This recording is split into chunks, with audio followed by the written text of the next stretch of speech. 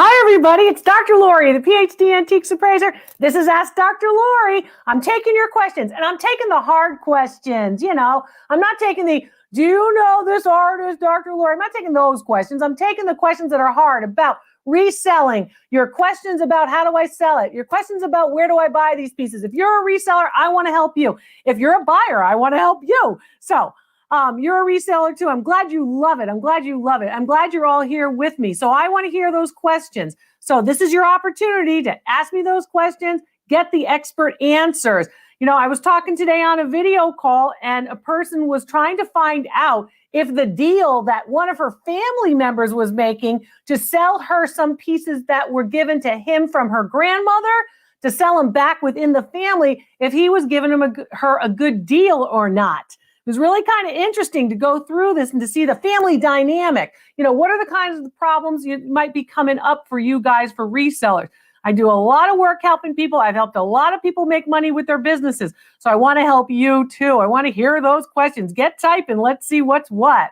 So it's great to be with all of you. I'm Dr. Lori, the Ph.D. Antiques Appraiser, the expert. I'm going to give you the expert information from, of course, my years in major museums and, of course, as an appraiser and, of course, helping selling and buying these particular objects. So we love all the old stuff. We love all the vintage stuff. We love all the memories.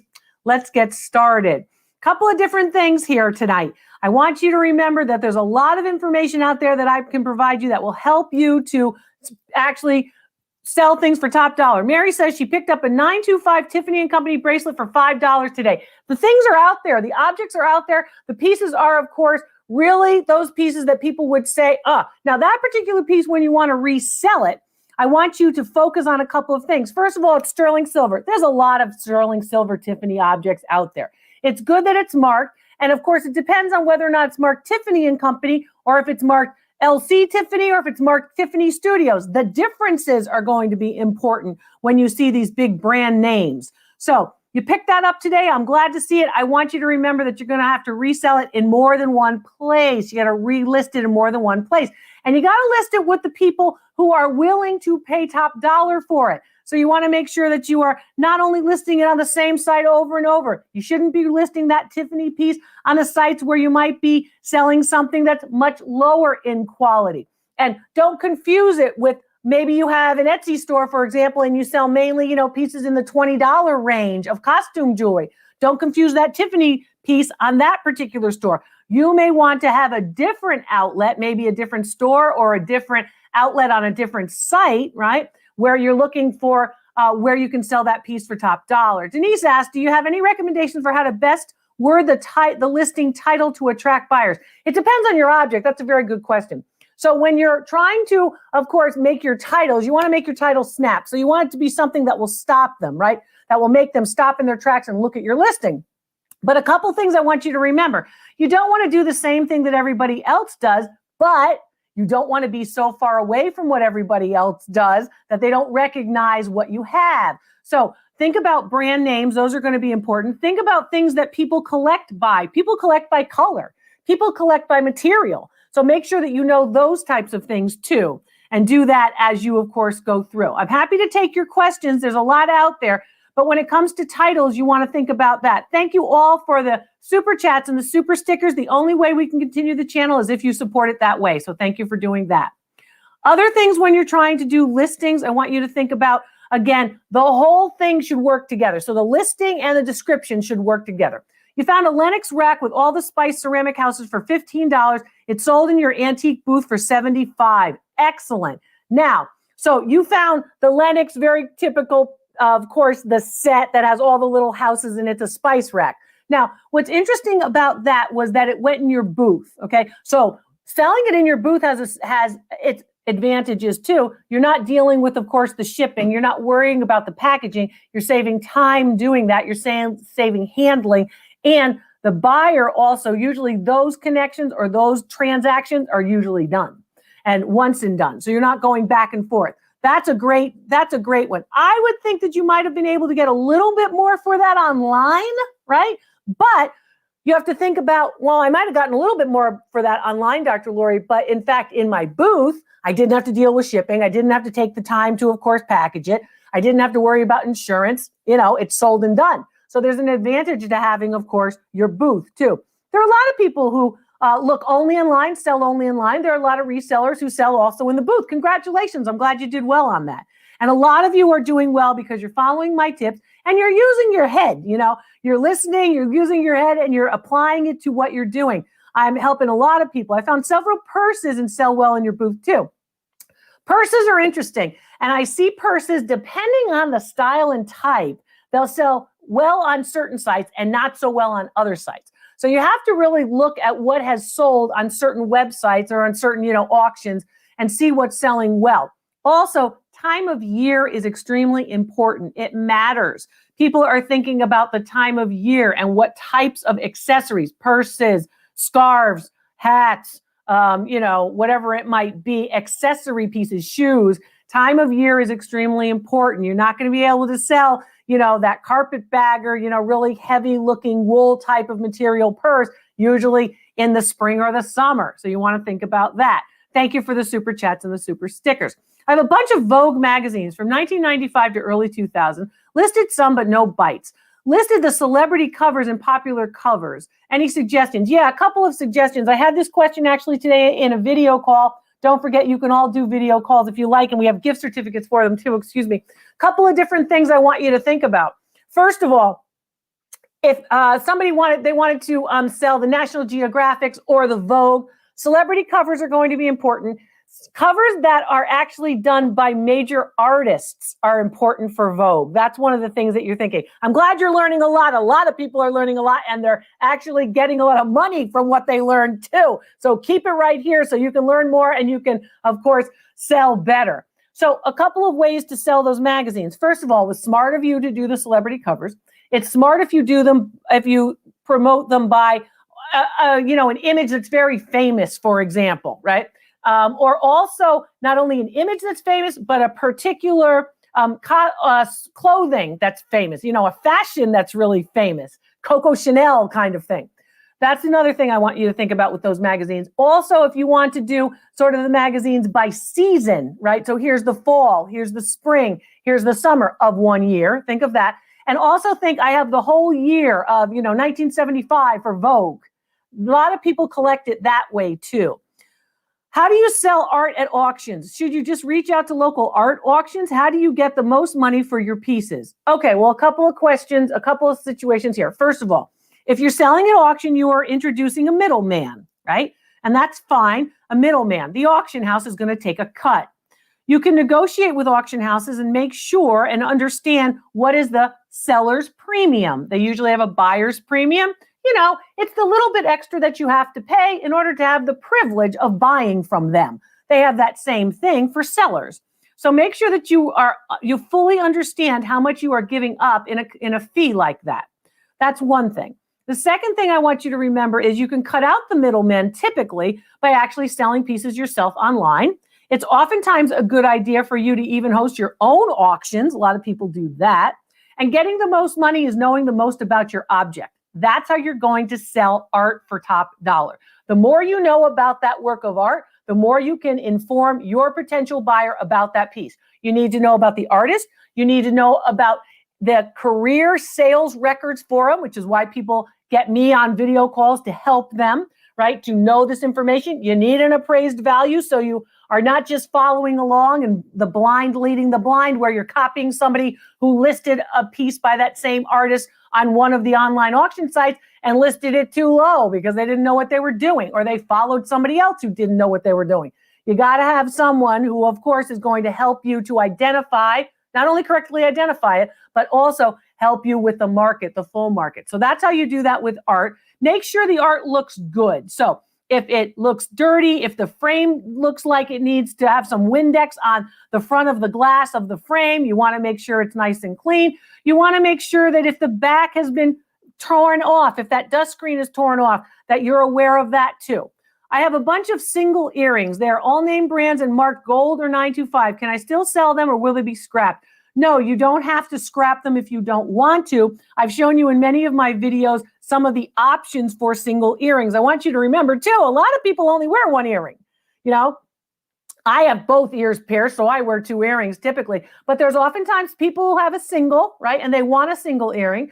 And then the other thing is, if you come to a last-ditch effort, you say to yourself, oh, well, you know what? I'm just going to scrap them. I'm going to get my gold weight or my silver weight for it, for smelt weight. You could do that, but you can also repurpose them. You can put some of the clip-ons on a chain. You can use them sort of as a brooch or a pin. Some people will also use them like charms on bracelets. It all depends, but a lot of people are wearing just the single. Thanks to you, I've started antiquing again. I have 10 minutes scheduled with you on Monday for 3 items. Yeah, so the 10-minute, of course, 3 items video call is so popular with me, and I do them a lot, and I like to do them. I'm happy to spend my time doing that to help all of you, to give you that information that you need. Video calls are fast, they're quick, they're inexpensive, and I'm happy to share the time and my expertise with folks who want to book those. Gift certificates, it's a great gift for somebody's birthday, too. Thank you. My online sales have gone up since I started watching you. I've learned so much, Louisa. I am so happy. That's what I want to hear. I want to hear about success because I can help you succeed. Other people, they're not here to help you succeed. I'm here to help you succeed. Congratulations to all of you. Where do you recommend selling pieces of value of $5,000 plus? Okay, to protect yourself and don't get taken by a buyer. Them and saying they lost it or it wasn't described or they got their CC and they got their credit card money back or all of that. Okay, there are folks who are going to do this. Okay, there are folks who are going to have these issues, who are going to actually say, oh, well, I didn't get it. It wasn't as described, this and that. You really do have to protect yourself. There are a lot of problems out there with that. And I do hope that sellers are able to, of course, work with whoever you're selling through, however you're selling through, to try to stop that. That's becoming a bigger and bigger problem, unfortunately.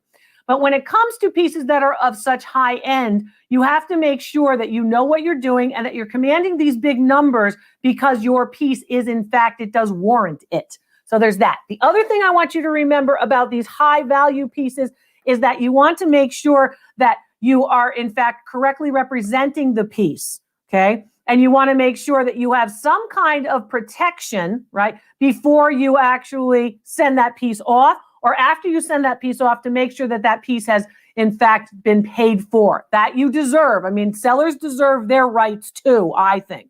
So that's a very good question. Now, in terms of different places, auction houses, for example, when you go it alone, a lot of people say, well, I'd rather have an auction house take care of this. I don't want to basically do this myself on my own particular auction. A lot of people get concerned about that. And a lot of people do it on their own auctions and they have no trouble. So a lot of times it depends on, of course, who you're dealing with. So the same way that you're going to identify and get a good information about your object, I want you to try to get as much information as you can about your buyer too. I love my video call today. Can't wait for my next call. Well, Carrie, thank you very, very much. And your granddaughter was a real big help too. It's always good to have somebody who has another pair of ears, another pair of eyes, another pair of hands to help with a video call, to write down things, to ask some questions. I think that's great, and I don't mind that at all. If you want to have more people there, I'm happy to do that. It helps you to ask me the questions so you don't forget anything. I've started attending a small town auction. Great. The past 3 auctions have given me a great turnaround profit. Terrific. So what you're doing now is you're supporting that local auction. Great. And then you're also able to move it into a different market. This is exactly what I mean when I say I want you to understand the whole market.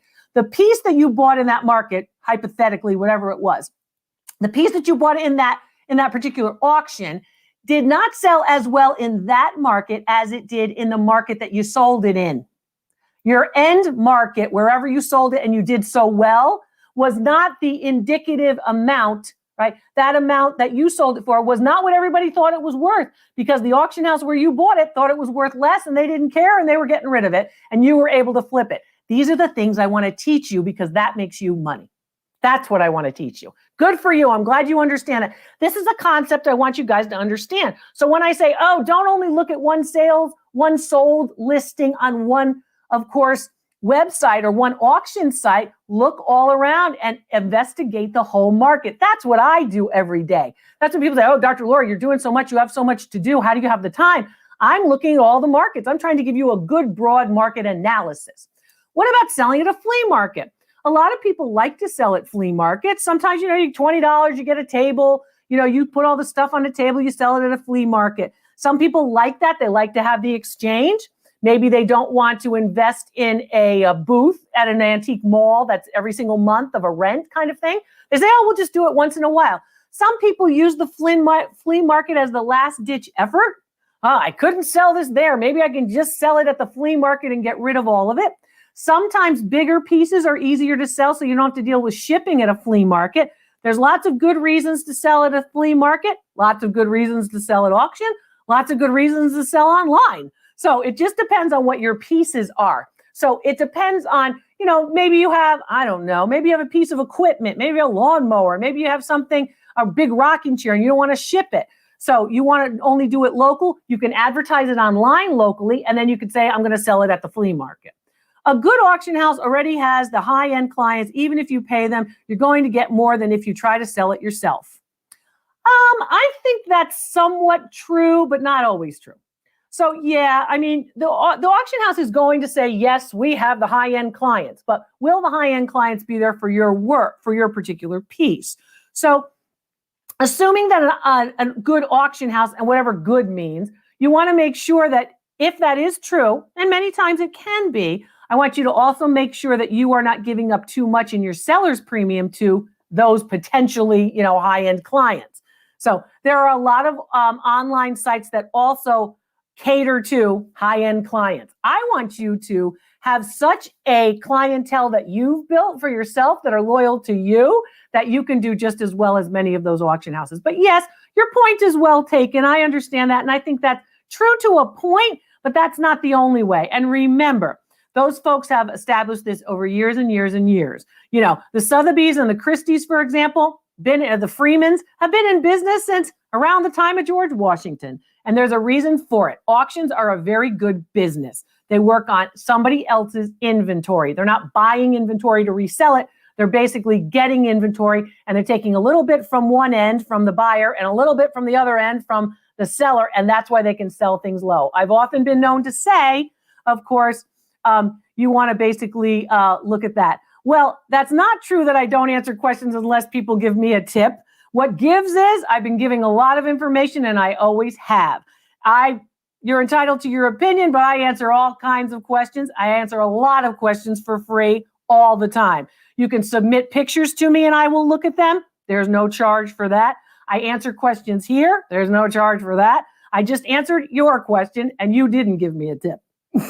Anyway, I don't mind the question. I don't appreciate the hand gesture. I majorly got burnt at an auction house recently. Okay, I want to know how you got burnt so we can figure out how you can not get burnt next time. So let's see that if you don't mind typing a little bit. But a couple of different things. You want to make sure that when you're buying and selling, you're looking out for yourself and you're looking out for that potential buyer who might come back and buy another thing from you. So you want to have it in both ways. That's basically one thing. Is Etsy better than eBay? I don't think one is better than the other. I think they're different. So they used to say that about our teachers when we were little. Is Mrs. Jones better than Mrs. Smith? Well, it's not about better, they're different. So certain people like a different approach. So I have seen a lot of pieces sell well on Etsy that haven't sold well on eBay. I've seen pieces that have sold well on eBay that haven't sold well on Etsy. There you go. I didn't see that last one. I'm sorry. But basically, I didn't give her a tip today. Thank you, Dr. Lori. Thank you, Alyssa. Basically, it's not about tips. I've done a lot for free for a long time, almost 25 years of sharing my expertise. And I didn't get my expertise for free. I paid for it. Having said that, when you get back to the ideas of, the Etsys and the eBays and this and that, Dr. Lori answered my questions, no charge. Thank you, Denise. I know a lot of you support me, and if you don't support me, then, I can't continue to do it. So support me whatever way you like. That's a supportive thing right there. When Denise just types it in, doesn't cost her anything to type it in. If you share the channel, that will support all of us. And it's not just about supporting me, it's about supporting all of us. Having said that, getting back to the original question, which was, my goodness, Dr. Lori continuously answers free questions. Good gosh. Well, thank you, Bama fan. Yeah, I really do. I know I do because I'm up a night and day doing it. So, anybody can say what they want about me, but I know how hard I work. And I know how hard you work. That's why I'm trying to help you. So things are different. So for example, if you are trying to sell a very, very low valued piece of costume jewelry, say, you may not want to utilize sort of your eBay store because your eBay store may take too much of a commission for that low piece. You may say, well, if I'm going to put that on my eBay store, maybe what I want to do is I want to make a group or a lot and then sell it at a higher price because there's more stuff to be offered, right? And sell that on eBay versus maybe an Etsy or a Poshmark or one of the other ones. But again, they're just that they're different. It's not that one's better or one's worse. It's different with respect to it. I took many items in and they looped everything into trade lots together and didn't know my items worth and tried to sell them individually. Okay, so this is where you had the trouble with the auction house, right? So they basically just said, well, we're going to put everything together and we're not going to really bother about individual values. So you expected them to do individual values. Did you ask them, why are you putting them in groups like this? And most of the reason why they do that, for years and years and years, not only my years working at an auction, but also my years on, of course, Discovery's Auction Kings, I would watch, of course, the way in which that particular auction would group things together because they were trying to make lots that would be of interest so they can bump up the prices, right? So they can get the value up because they do want you to sell it for as high as possible as a seller because they're taking a cut too. But what happens is they're working on volume. They've got to move as much stuff out as possible. So they can't spend all their time on, of course, yours. Having said that, what's also important and what you didn't like about that was they just put it together in a tray and they didn't really deal with, oh, this one's Trifari and this one is Tiffany and this one is, and why would you put them together? Sometimes what they're trying to do is they're trying to, in fact, use one item that's better than all the rest to bring up all the rest. So the good one brings up the mediocre. It's kind of like all boats rise with the tide, right? Whether you're, the big boat, the great big ocean liner, or you're a little tiny rowboat kind of thing. Thank you very much for your super chats and your super stickers. It helps, of course, me to continue to help you. I can't afford much on a fixed income. Everybody has budgets, honey. I understand that. I have a budget too, but wanted to help the channel because you help so many of us. Steve, thank you. Anything you do is helpful. Share the channel. A little bit is helpful. I appreciate it, and it keeps the film going. That's what it does. It keeps the videos going. It's nice of you to do that, and it means more when you folks are doing it. I appreciate it. Watch the videos. Binge link the videos. Binge the videos. The binge link is right there. It's not hard. It's right there in the description. Use it. Watch the Dr. Lori content, and you're going to get the expertise that I've learned over years and years and years so you can understand, and so I can help you to make more money so you're not on that budget. So you're enjoying exactly what you want. That's what I want you to do. I want success for all of you. That's what I strive for. So when you're looking at these pieces, I want you to think about where you can resell them. And I don't want you to think only one place. I want you to think multiple places. And I want you to learn a little bit more about your individual object, the objects that are worth it. Okay. The objects that are not worth your time, I want you to think about, can I put these together? I was talking about some of the pieces. Just made an appointment for a video chat. Thank you, Cynthia. I look forward to talking with you. Video chats are very easy to do with your own best, most comfortable type of video chat software. So if you like Zoom or Google Duo, or if you like FaceTime, or if you like Messenger on Facebook, I don't care. It doesn't matter to me. I know all of them. They're all easy to do. And we just click together and, you have the good, Wi-Fi and we're good. Having said that, when you're looking at these pieces and you're thinking about these pieces, inexpensive pieces can be grouped together in a collection. And sometimes it's just to spark a memory and someone will say, oh, I want that collection. I had that as a kid. Or my sister would love that for her birthday because we used to play that board game when we were little. These kinds of things. I want you to think a little bit more about memory. I want you to think more about the way in which vintage kind of warms the heart. That's always a good way to, of course, attract buyers. What's the best auction house for high-end furniture? There are a lot of them. There's a huge list in my mind for high-end furniture. High-end European furniture will be different than high-end Scandinavian furniture, mid-century modern furniture. I'd probably send you to one particular auction house. If it was an American colonial piece or a piece of British Chippendale piece, I'd send you to two different auction houses. So this is where you have to know your stuff. And people are going, oh my gosh, Dr. Lori, how do you know all this? This is years and years and years of the database. That's what it is. And then these pieces are maybe not what you typically will find or come across, but maybe it was, it was this French, provincial, beautiful armoire. I could not leave it. I had to have it. And then you find out that the armoire market is in the tank. Unfortunately, nobody wants these big pieces. And you start to go, oh, now what do I do? So remember, it depends on the piece. It depends on the auction house. It depends on the origin and the condition. So people will say, oh, well, armoires aren't what they once were, just using them as an example. Some people do still like armoires, but use that as an example. Then what happens is you get into the environment where you say, well, wait a minute, there are a lot of people who in fact like to repurpose, and actually armoires are one of the things a lot of people look for storage to the repurposers. So now you're not really selling that to the antique collector or to the interior designer. You're instead saying, I'm going to sell this piece to somebody who wants to make something out of it and repurpose it, repaint it, restain it, or change it. I've seen a lot of people taking those armoires and making coffee stations out of them, because everybody wants a little coffee station in their home office now that we're moving into home offices. Think about what's important to all of us and go from there. Thank you very much for the super chats and the super stickers. Keep them coming. I have a regular refrigerator freezer in my garage. I only use it at the holidays. Would that freezer be cold enough to kill possible bugs and books? Sure. Yeah. So if you have, I just remember my days at the Yale Art Gallery. They take, in fact, a book. They would wrap it in tissue paper. They would put it into a box, like a shoe box even if it's acidic. You can put it into a freezer. And the freezer has to be a regular freezer that you would freeze.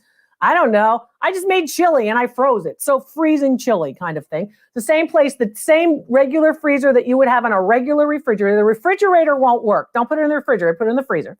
Put it in there. It has to be in there for at least 2 weeks. Okay? Now, I want you to make sure that you've wrapped that book, because now what you're doing is you are introducing moisture to that book. So be careful of that. Typically, we don't use that for books. Typically, we use the freezing method for, of course, wooden sculpture. You know, you have a totem type of sculpture. It's carved of wood. It's very old, and the bugs look active. The other thing you want to think about is whether or not the bugs are active. What does that mean, Dr. Lori? Well, you put it down somewhere, right? And you see these little tiny holes in that sculpture, but you don't see any kind of sawdust or any kind of little dust around it. If you don't see the dust, the bugs aren't active. So you don't have to put it in the freezer. If you can avoid putting it in the freezer, you're better off. So, and the other thing, of course, when you're talking about books, which I probably wouldn't say put it in the freezer, I'd say if you're dealing with sculpture, you might want to do that. So be careful anytime you introduce moisture. And also remember, moisture is anything moist, wet, right? So when you're cleaning something, don't be overzealous with the water. Don't submerge it. Don't be overzealous with the water if you're cleaning something too. Thank you for the super chats and the super stickers. It shows me that what we're doing is we're doing something right. And that's what I want. I want to see all of you succeed. I can share this information. You can use it. You can ask questions. You have the resource. That's what you have here that other channels just don't give you. Okay, I have a few pieces of milk glass on eBay and I've not had any luck moving them. Should I lump them together or just try another venue? Well, here's the thing about milk glass. When wedding season comes around, usually in May and June, you see a lot of people who are looking for a lot of milk glass because the idea of purity or white going along with weddings and bridal showers. A lot of people are looking for those milk glass bud vases to put on tables. And sometimes they look for a lot of them. So they might need 12, they might need 10, they might need, so you're saying, oh, I can't sell the one individual piece of milk glass. I might be able to sell a lot of it together. So you have to also think about marketing to those people. Those people aren't going to just find you. Those people are looking for, wedding decorations. So you have to think about that when you're doing, of course, your keywords, right? For your search engine optimization words. So your keywords are going to be key. They're important. But that's one of the things I would say. So you could try grouping them together. Do you have them priced too high? Do you have something that really isn't something anybody uses anymore? So there's that. Is RubyLane a good platform to sell on? Is it comparable to Cherish? Okay, I've seen a lot of people have success on Cherish and on RubyLane. I see people have success on RubyLane with things like dolls, with things like china. I also see people who have similar success on Cherish with things like upholstered furniture. Lamps sell very well there, as well as, of course, things like mid-century modern, small pieces, small tables, side tables. I had a woman today who actually sold a bird bath, and a bird bath sold very well, interestingly enough, on RubyLane. So, it just depends, but it's different. Whereas I probably wouldn't tell you to sell something like military memorabilia on RubyLane. Not saying you can't, but I've seen that sell better on other sites. So again, it's actually getting a good information about where to sell it and knowing the market. That's why I'm here to help you. I hope this is helpful for all of you. Where have you been all my life? I've been here. I've been here for 26 years because I'm so old.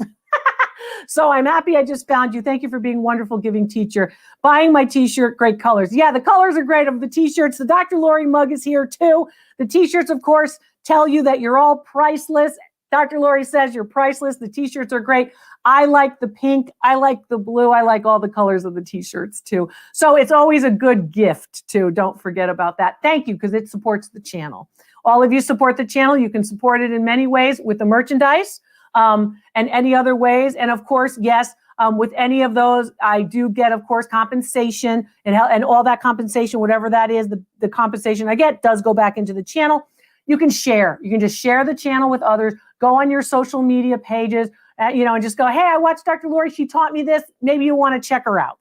That is just as helpful to me. And don't forget to subscribe to the channel. When you subscribe to the channel, you get all of this information. It's served up right to you. So make sure you ring that bell, subscribe to the channel. It's very easy if you do it here. Finally, I love to watch live. I have a red t-shirt. I hope you wear it, Susan. I hope you wear it in good health. I hope you wear it when you thrift, right? Great mug and t-shirts, and blue and pink are your favorites. Well, you probably look very good in pink, Laura. You're pretty blonde. I got the orange t-shirt and I love it. I love to hear that you got the t-shirts. I want to see pictures of you in the t-shirts. Send me the pictures. I want to see it. I want to see pictures of you in the t-shirts, and I want to see where you have your mug. What do you drink out of your mug? There's one of my fans who has a little 3-year-old in Reno, Nevada, and she was drinking out of the mug.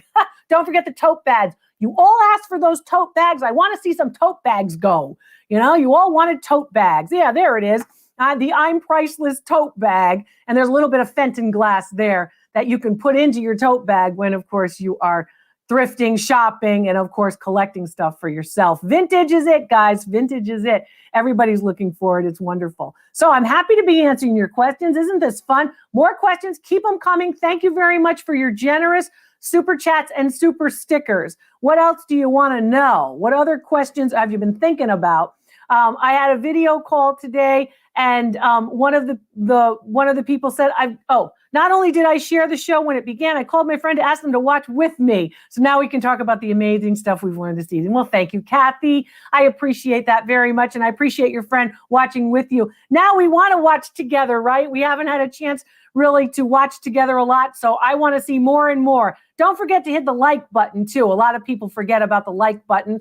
We love that, too. So having said that, there was a woman today in a video call who said, I have this appraisal from 5 years ago, and it talks about this particular strand of pearls, and I don't think it's accurate. And I said, well, it's not going to be accurate. It's 5 years old. Oh, I didn't think of that, Dr. Lori. I said, it's not that person did a bad appraisal. It's that it's 5 years old now. And then, she said, oh, I didn't really even think of that. So think about the fact that every 3 years, you should have a full appraisal of your personal property. And if you're running a business, don't forget that you have inventory that is valuable. So don't forget you might need insurance appraisals for that inventory. And I can help you with those types of things too. But you want to remember that what is valuable, just because you're flipping things doesn't mean that while you have it in your possession, it is not valuable. So you need to protect that too. So remember about all of that. Having said that, she had that particular piece and she said, well, I don't really know what to do here. She goes, I don't know if I should get another appraisal. And I said, well, what do you want to do with it? And she said, well, I really want to sell it. I said, then you need to know what it's worth. If you want to sell it, you need to know the market. I'm sorry, somebody got the loop. I was busy talking and I missed that.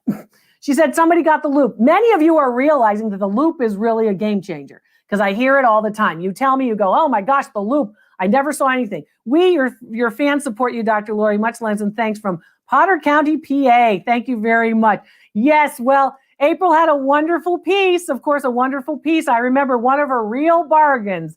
And she was smart enough to say, I'm not really sure about this, but I bought it and I want to check it out with Dr. Lori. And that was a windfall. I'm happy for you. The boonies, there's nothing wrong with the boonies, honey. I love the boonies. It's nice to be, of course, in big cities and in small, sleepy towns, too. So thank you for supporting the channel and being here. I appreciate that, too. So a lot of you have had these questions. I want to be able to answer them. Here's Linda. Got the loop, but somebody snatched it out of my cart at the thrift store. Oh, my God. So I bought another one, and I keep it on a neck chain. Linda, I am sorry that someone stole your loop. My gosh. I mean, let's kind of have a little bit of restraint. Jeez. I'm sorry about that with the loop. I am happy that you have another one. I do wear mine on a lanyard. This one here is not on a lanyard because I pick it up here a lot. But typically I do wear a loop on a lanyard. That is for convenience, not to prevent theft. I mean, my gosh. It's one thing if they needed to use it just for a couple of minutes, but you know, can I borrow it kind of thing. All right. Well, I'm sorry to hear that. I'm glad you got another one. Luckily, they're inexpensive enough that you can get them. And if you're looking for where to get them, you, of course, can get them at drloriv.com. Go to my specials and shop page. It's easy to do.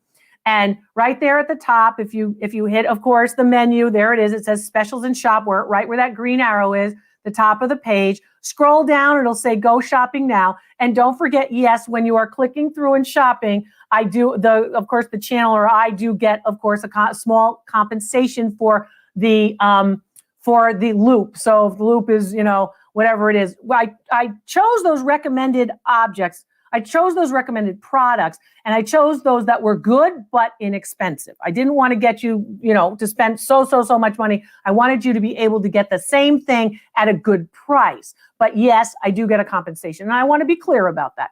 Having said that, with respect to your pieces, it's good if you have a couple of loops, and not because people are taking them out of your cart, but because, you know, you might have one in your purse, you might have one somewhere else. I got a loop, a black light, and the gold tester in my shopping cart from Dr. Lori's recommendation. Well, thank you very much, Nicole. I think you'll enjoy them, and I think they will help you. They're going to step up your game. You see how these people are saying, I'm selling better, I'm making more money, I'm stepping up my game since I'm using your tips, I'm watching your videos. You know, there's gold right here on this channel, and I want you to be able to benefit from that. Dr. Lori, you're the bomb. So glad to have you to learn from. Thank you very much. I appreciate that. I appreciate that very much. It makes me happy that I can actually help. I want to help if I can. Having said that, remember that a lot of these tools are the tools that museum professionals have always used, appraisers have always used. There's certain things that you need. You need more light on these subjects, on these objects. You need more light. You need to, of course, have a 10 or a 30 times magnification. You know, I've been blessed with good eyes. I'm lucky for that. But again, you need to be able to have that loop to be able to really look at these things. And once you use it more and more and watch the channel, I show you on the channel, what should you be looking for? What could you leave there that isn't going to ever really be that valuable using the loop? So I want you to do that. Thank you for the super chats and the super stickers. I appreciate those too. Let's have some super questions. What else do you want to know? You got me here. What else do you want to know? So a lot of you have been asking questions, of course, about how to sell particular pieces. John, thank you very much. I appreciate that very much. A lot of you have been asking, you know, I have to clean out my grandma's house or my aunt's house.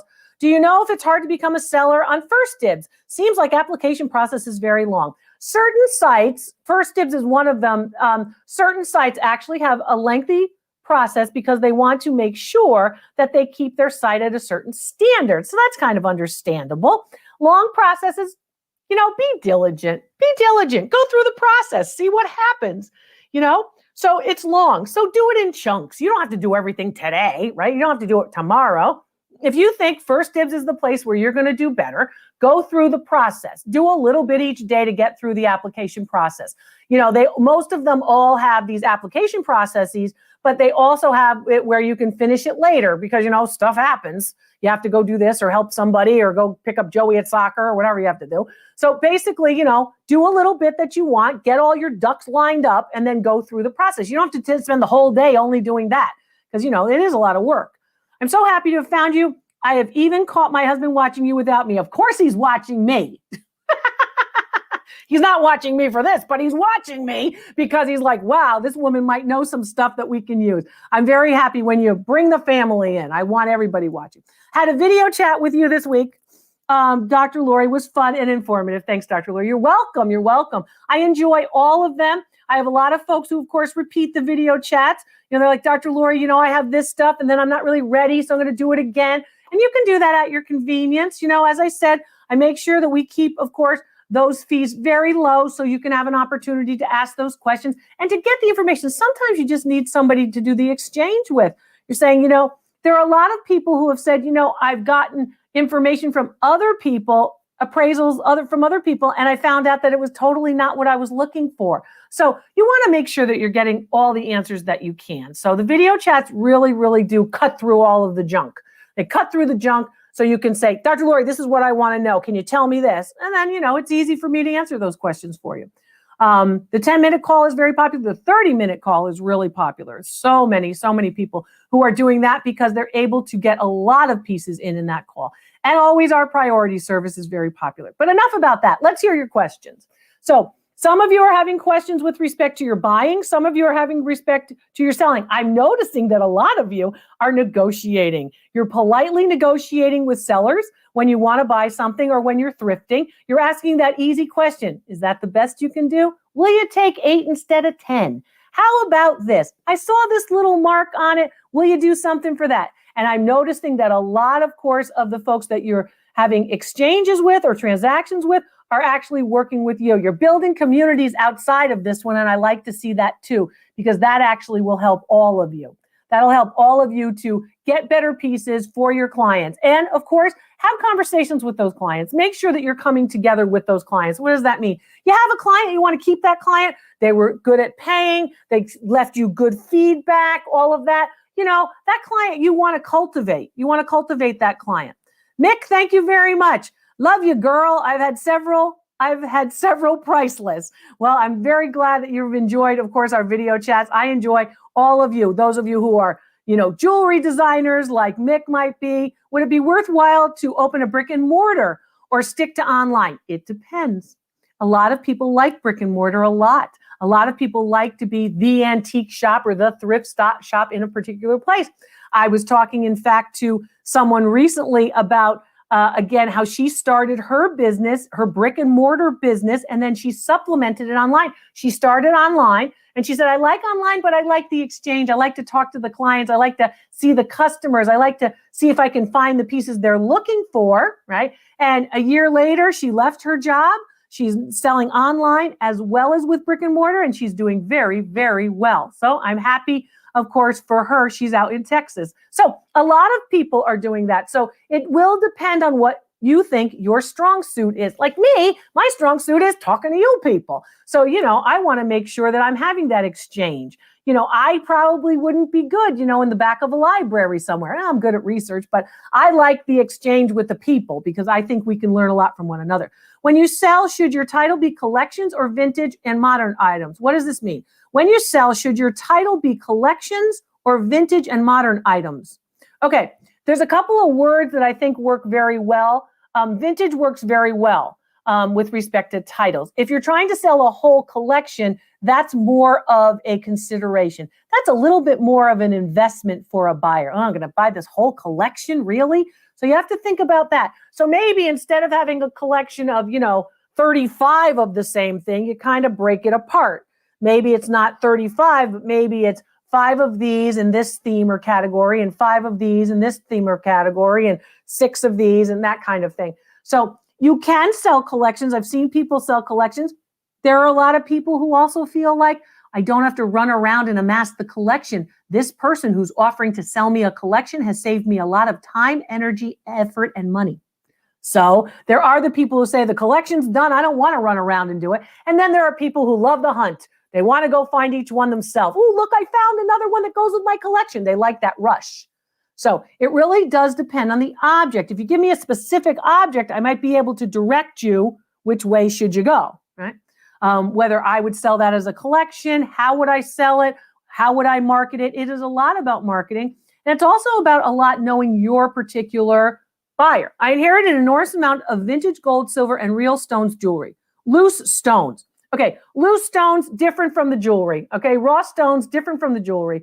Vintage Native American jewelry and vintage costume jewelry. Where can I sell it? Auction house or online? Okay, you are asking a question that basically is 5 questions in one. So first of all, the raw stones go one place, all right? Most people who are collecting jewelry are not as interested in collecting raw stones. That doesn't mean they're not interested in it. That means that if you're going to sell them a Tiffany bracelet and you're going to try to sell the same person a raw amethyst that has not yet been cut, faceted, then basically, or carved cabochon, then basically what you're doing is you're basically trying to fit a square peg into a round hole.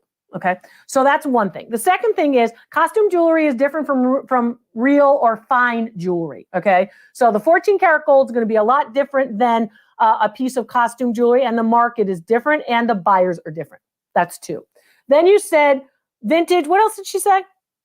She said vintage jewelry. She said raw stones. She said gold and silver. She said some of it's new, some of it's vintage. Well, new and vintage are going to be different too, right? So if it's new, it's just brand new, just basically right out of the chute, then that's going to be different from, again, the costume jewelry too. So one of those questions would be, where do I sell it? Do I sell it all in an online auction? Do I sell it myself?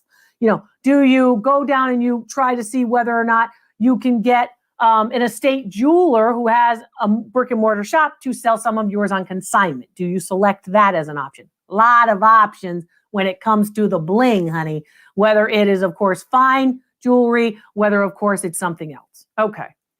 The questions are coming and keep them coming. I'm Dr. Lori. This is Ask Dr. Lori Live. So a lot of information that we're trying to give out here on the channel, and I appreciate you supporting the channel with super chats or super stickers.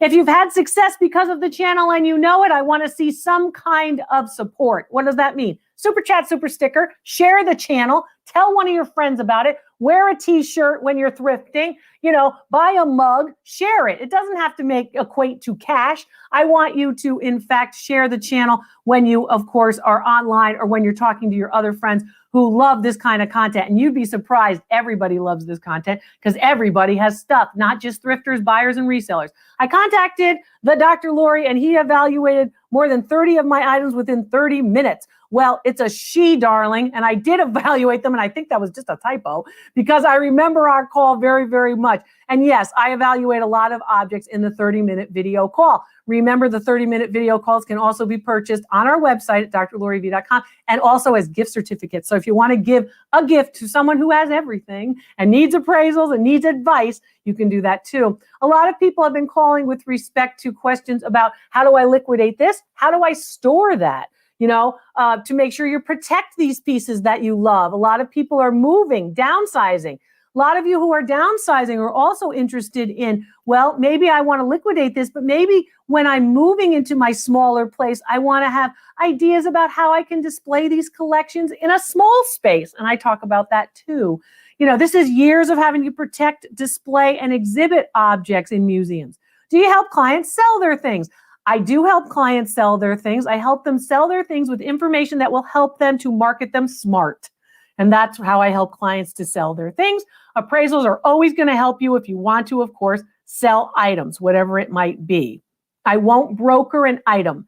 And I won't ever, ever, ever ask you to send me an item for an evaluation. Do not send an item to anyone. I had an old college friend who texted me who said, my friend has been told that she should send her painting that she thinks is by a very famous artist, that she should send her painting to an appraiser. Would you ever ask to see that particular piece, to have it sent to you? Absolutely not. There's never a reason good enough for you to send anything to anybody for an evaluation, in my opinion. So keep your stuff. You can always send me a picture and you keep your piece, of course, right at your home. So that's what I want you to do. Hi, Dr. Lori. Are there certain pieces of Corum jewelry that are better than other Corum pieces? Yeah. There's a lot of pieces of Corum that are better. There's a lot of pieces of course, Tiffany that are better than others. There are a lot of pieces of Weiss that are better than others. And better, what I mean by that is better made, better manufactured, better materials, and worth more of a higher price. So better is equating to money in this situation. So when you say better, I'm taking what I think you mean by better. Okay.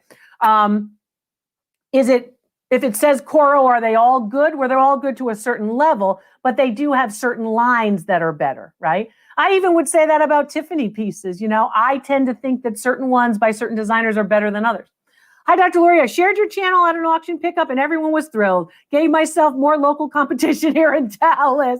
Well, thank you for sharing it, because when you help me, then I can help you. Thank you very much. You didn't give yourself more competition. You know what you did? Everybody ups the game.